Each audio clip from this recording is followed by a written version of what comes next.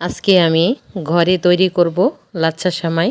তাই আমি প্রথমে হাফ কেজি ময়দা নিয়েছি, তারপরে অল্প একটু তেল দিয়ে আর একটু লবণ দিয়ে আমি ভালো করে ডোটা মেখে নিচ্ছি। হ্যালো বন্ধুরা, আসসালামু আলাইকুম। সবাই কেমন আছেন? আশা করি সবাই ভালো আছেন।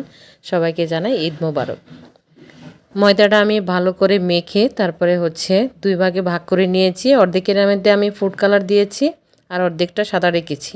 তো এখন আমি এটা গোল গোল করে ডোনাটের মতো করে আমি তেলের মধ্যে চুবিয়ে রাখবো। তো তেলের মধ্যে আমি বাটার গলিয়ে তারপরে দিয়েছি কর্নফ্লাওয়ার। এখন আমি সবগুলা ডোনাট আমি এটার মধ্যে চুবিয়ে রাখবো আধা ঘন্টার মতো। তো আমি আলাদা আলাদা তেলের মধ্যে চুবিয়ে নিয়েছি। এই তো আমি আসলে যখন সেমাইটা বানাচ্ছিলাম তখন আমি ভিডিওটা অন করতেই ভুলে গেছি। তো এখন আমার সেমাইগুলো বানানো হয়ে গেছে, পরে দেখি আমি ভিডিও অন করিনি। তো এখন আমি সেমাইগুলো বেজে নিচ্ছি। আমার সেমাইগুলো কিন্তু খুবই সুন্দর হয়েছে। কেমন হয়েছে আপনারাও কমেন্ট করে জানাবেন। আমি তো আমারটা আমি বলছি যে সুন্দর হয়েছে, আপনারাও কমেন্টে জানাবেন কেমন হয়েছে।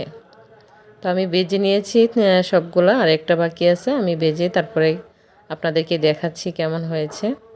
এবার আমি বানিয়েছি, এর আগে একবার বানিয়েছিলাম, তো দ্বিতীয়বার বানিয়েছি। প্রথমবার তেমন একটা ভালো হয়নি, এবার অনেকটা ভালো হয়েছে। এই তো আমার সেমাই অনেক সুন্দর হয়েছে, মাশাআল্লাহ। তো সবাই ভালো থাকবেন। ঈদ মোবারক।